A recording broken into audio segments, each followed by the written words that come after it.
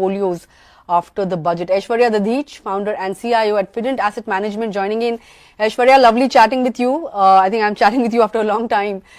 First and foremost, the recent leg of up move that we have seen in the market, although we are fairly volatile at the current juncture, do you think it has, more legs to it now that the budget is out of the way? We have the RBI policy as well tomorrow. So post the policy and, after the budget, do you think, we will sustain this up move? Yeah, so obviously we saw, first of all, good morning, and my apologies, good morning to all the viewers. We saw a lot of volatility, especially in Jan, and all this event playing out both in India with budget, and then we saw what happening with the US, Trump and all that. I believe this volatility is here to stay for some more time. We have the tax bill coming today, tomorrow we have much awaited policy. Day after tomorrow we have Delhi election outcome, which will have an impact on Monday, more or less. So we are in, I would say, turbulent sea. And this volatility is here to stay. Only thing which really makes me more jittery about this is how the currency will play out. What we have seen with the Trump announcement and the on and off of trade war, this volatility will basically make dollars stronger, Nandita. And when that happens, this will have a repercussion impact on emerging market currencies and emerging market equities. So if I were a head on FI who is a global asset allocator, the idea is that at 4.5 or less than that, with more stability in US dollar, give more comforting position for those investors, and that money can possibly go throughout for the next 2 to 3 months into the US, impacting all of this emerging market equity as well as currencies. Good thing which has happened, in my view, which can provide some stability to this volatility in the market is, if you look at the result season so far, has not been very disappointing. And second is, there is some element of both growth plus our pro-growth budget will provide the much needed impetus. So if you see the GST number recently, if you see our manufacturing PMI with day before yesterday, it's showing some signs of stability coming through. And the consumption-based expected growth because of budget can provide some more stability to the India macros and India earnings season. So I think it's a fight between the resilient domestic India's market, macroeconomic side, versus the upfield which is happening in the global market, all led by Trump and associated things. So let's see who will win over, but that will obviously induce more volatility into the system. So yes, the volatility is here to stay, and as you rightly pointed out, the dollar has been strengthening, and that has been keeping the FIIs away from our markets, right? There was some bit of buying that came in day before yesterday from FIIs after 23 straight sessions of heavy selling, right?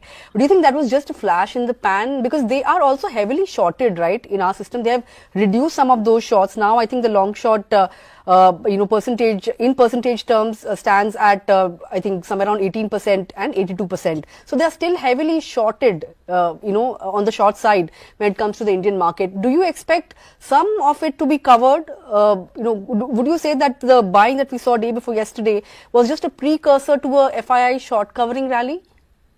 FII driven short covering rally? Yeah, I think that data is just an oasis in a desert. I think I'm not reading too much into that positive number after a $10 billion of selling in the month of January itself. What I understand is, when I look at India's valuation compared to most of the emerging market, in spite of all the decline, India is still expensive. The only country which is more expensive than India is New Zealand, or possibly US. That is, which, like, a couple of names there. So what I understand, the pros and cons of how FIs are looking through, I believe the hot money part of the world, which is more, I would say, temporary in nature, possibly has gone out. But I don't expect too much of selling from here onwards.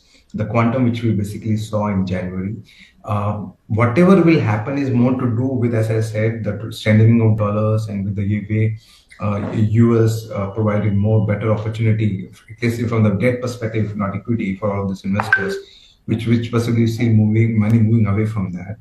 But if I look at from FI holding perspective, we are at like a decade low. I think we are closing to 16% or so. So there is now a very limited room. India's story is still intact. Macroeconomic indicators are still intact. We are possibly though not 8%, 6.5%, but still the fastest growing economy, large macroeconomy in the world. So that turnaround possibly will happen where they will go back to 17.5%. But and it might take a couple of months. So there might be a couple of months for more selling until unless we have a stability about what Trump will do, how all this trade war will play out. This and possibly at back home, how result season and the earning growth momentum looks like. Till that time, possibly FI selling can continue for at least 2 more or 3 more months before we see some stability there. And that will bring in the volatility as we were discussing last. Okay, got your point. Of course, there are quite a few moving parts as well. We really don't know how this trade war is going to pan out from an India standpoint, and of course, we will be reacting to that as and when it plays out. But you mentioned, of course, that there has been some improvement in quarterly earnings as well, right? First 2 quarters were washout quarters, third quarter maybe a little better. But what, according to you, have been the hits and misses from whatever we've seen so far? What do you think has turned out to be a winner? Which sector? And which, according to you, has seen poor earnings and which will take some more quarters to reverse? So basically, we are still in the process of quarterly. Today is a very heavy day with likes of SBI and ITC reporting numbers and many others. I think 75-80% of the Nifty 50 companies have already reported numbers. And when we saw that in detail, what we trying to bring the point here is the kind of pressure that we witnessed in Q2 has abated in Q3. Right. Obviously, the expectations also went down very low. So, if I look at the Nifty 50 companies which have reported numbers so far, we have expected to report a revenue year-on-year growth of 4%, where they reported almost in line to that number. So, there is no further deviation from what I would say estimations were on revenue as well as on PAT. I think the PAT growth for these companies was expected to be flattish, 1% or 2% growth year-on-year. And we have reported that number only. So in short, the number with which we are speaking right now, that 5% growth or 6% growth of FY25 still holds. And we don't expect there's any sharp cut in Nifty's FY26 or FY27 EPS post this quarterly result. On top of it, if you look at the sectors which have done well, I believe BFSI has stand apart. IT has supported the result season. Chemical is one sector which has come out of surprise, and many of these companies have reported very decent number. Sector which has basically been impacted more are more close to commodities and oil and gas and metals and all that, which has actually dragged down the earnings. But BFSI is one which has been providing the much needed growth momentum given the expectations to this earnings season so far, which has not led to sharp cut in earning thus far. But chemical is something which has really at least got my interest there. All right, chemical, poised to do well. Of course, it's with intensifying trade war between US and China. India, of course, stands to benefit, the whole China plus one theme that could, of course, play out for chemicals. But, the budget gave impetus to consumption over capex this time around. Would you do the same when it comes to, building a portfolio? Would you look at consumption names? Because, the hopes are that urban consumption slowdown that we have seen will be countered by the tax cuts that were announced in the budget under the new tax regime. But the whole theory that the entire money will flow into consumption, some of the experts are divided on that. Money could also flow into capital market themes, which is why I think we saw a good rally coming in on capital market related stocks yesterday. How would you play consumption in that light? Do you still believe that consumption is valuation wise fairly expensive? Because traditionally consumption is expensive, right? So, based on this theory that consumption will go up, would you look at consumption, or would you say that, not really, they are still expensive? Yeah, so what I've been hearing around after budget is it's consumption over capex. But how do I say this is I think it's consumption plus capex. So capex is definitely not going out. Obviously, the excitement about that high 20, 30, 40% growth because of the base is looking at 10% on the revised number. Obviously, the big shift which government rightly did was to induce consumer to directly start spending, which will provide us the much needed impetus for growth, which is lacking, especially in the urban side. And we will start seeing this data, especially when this number will start reflecting a couple of quarters, 2 to 3 quarters from here.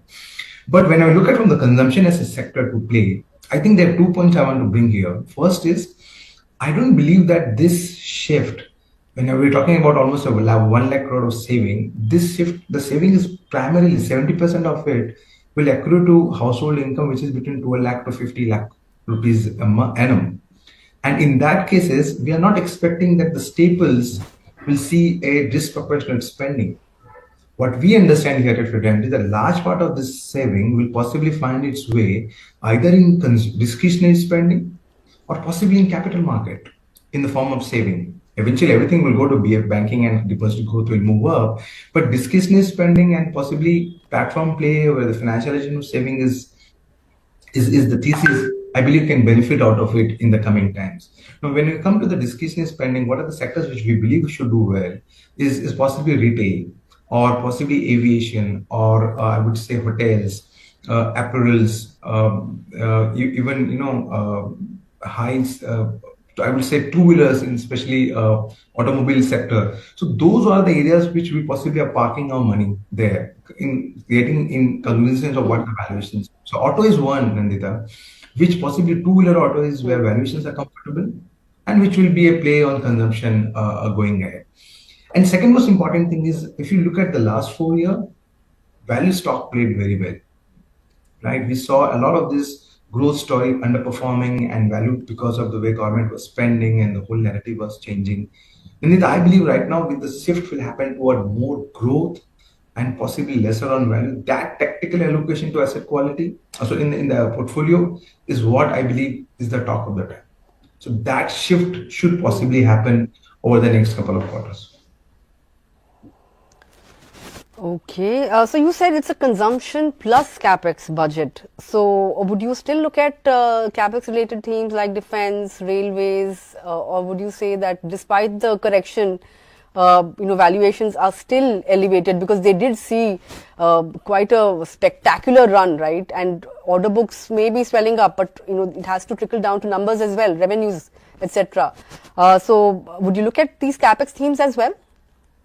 So on the capex theme, what we did one webinar very recently for the annual outlook, and we said this is a year of selection, Nandita. So even in capex, there are certain areas which you have to completely ignore. So we completely ignored railway all of last year. Similarly, we ignored rail also as one of the area which we will not even look at, roads and railway.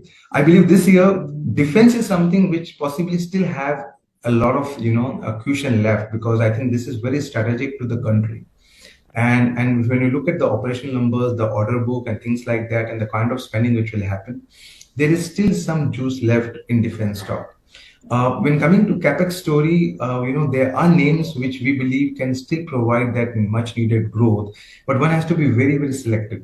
You just can't spray and pray that the whole thesis will play out this calendar year.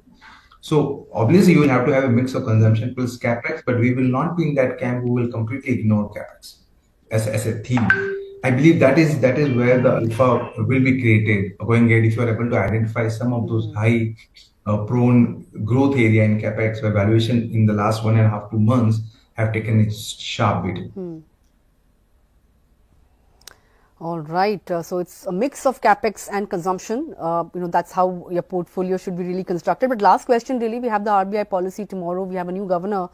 Your expectations and what would you be watching out for from his commentary, from his very first? So I think this is going to be the most difficult for the new governor to come, and I think this platform, the stage is very, very intimidating for him, right? Because why I say so is normally we haven't seen rate cut happening when currency depreciate, right? And at the same time, yesterday, before that, the probability of US cutting, say, 2 rates were very, very low. Now, obviously, we saw yesterday that there was some weak data coming out of US, and we saw the US 10-year went to almost 440, 442, and the expectations of rate cut is inching up. But back home, we possibly have a very strong risk factor of currency depreciating if we see this cut happening on our repo rate. But at the same time, it's like, if you see the bill balance, the risk is on the currency side. The requirement for a rate cut is obviously the slowing down of growth. And the way the RBI has infused liquidity last week, we are at, I think, almost 50, 60,000 lakh window number as of now, compared to 2.5 lakh crore of liquidity deficit before that. And we all understand that transmission doesn't happen until we have liquidity in the system. It indicates that RBI will possibly bite the bullet and cut 25 bips rate cut tomorrow to provide the much needed growth aspect. I just want to bring one data point here, that if you look at one of the emerging markets similar to India is Indonesia, which has cut rate really recently. And we haven't seen much of his currency getting depreciated. Obviously, every macroeconomic is different, just to connect the dots. So possibly the way our inflation data is looking at, and the expected inflation in the coming months looks to keep moderating, we have a very small window to cut rate in Feb to provide the much needed impetus for the slowing down of growth.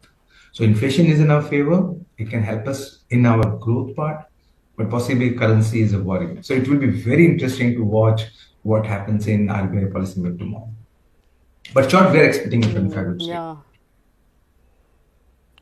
Sure, it will be interesting. All eyes are on this policy, trained on the new governor as to what kind of commentary comes in, what he does, because most believe that last policy's 50 basis point CRR cut would have set the stage for a rate cut as well. But of course, we'll get to know only tomorrow. But with that, Aishwarya, I would like to thank you for taking out time and joining in and sharing your thoughts with us. Always a pleasure, and I look forward to interacting again in the future as well. Thank you, Nandita. Thank you so much. Thank you. But on that note, we have completely given up all of those opening gains. Under that 23,700 mark on the index. Sensex as well, 100-point cut. Even the broader end of the markets, moving down. But the advanced decline ratio as of now is in favor of gainers. So 3:2, that's the NSE advanced decline ratio at the current juncture. But very quickly, I want to take you through what SBI expectations are, because numbers are expected. The stock is not doing all that well ahead of numbers. It is expected to be a good quarter, with the profit likely to surge 64% on a YOY basis. Asset quality is likely to be stable, but slippages may see some bit of an increase. Healthy growth is likely in both loans and deposits, and NII, or net interest income, is expected to see a modest 6% rise. Aside of that, you also have ITC that will be reporting numbers. Net profit may slip on the back of high base. Last year, same quarter, there was some bit of tax credit. Because of that, the base is high and the profit figure may be lower. Cigarette volumes, that's the most important thing to watch out for.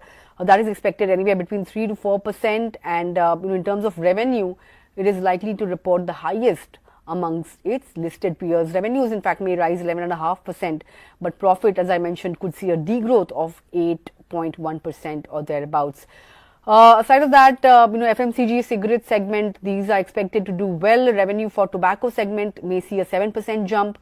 Agri and paper arms, however, could be a drag. And the other one, Trent, very quickly, want to just say that revenue here is likely to grow in double digits, and profits are also likely to jump on strong footprint additions in West Side as well as Zudio. But remember, the stock has not been doing all that well. Last year, it was the showstopper, so to say, the nifty showstopper, but this year hasn't had such a fashionable run.